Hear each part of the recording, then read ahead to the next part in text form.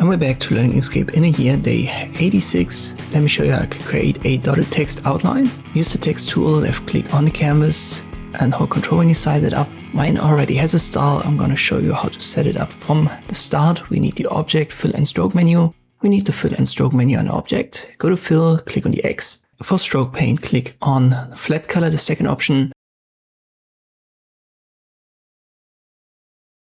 Make sure the circle is right here inside of the triangle, and then you can rotate it to give it a color. With the width on the stroke style, you can adjust the thickness. 2 is fine for me. And by default, your dashes might be set right here to a straight line, to a full line. To give it dots, use the second option right here. And then you need to change the cap to rounded.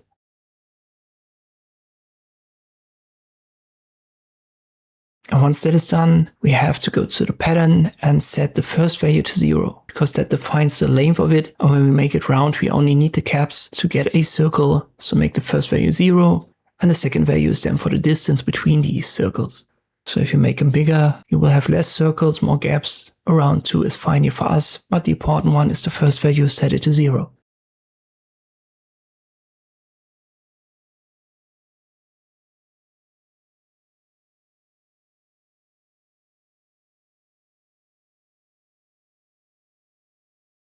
And this is how I can create a dotted text outline in Inkscape. I hope this video was helpful. Thank you for watching, and I'll see you next time.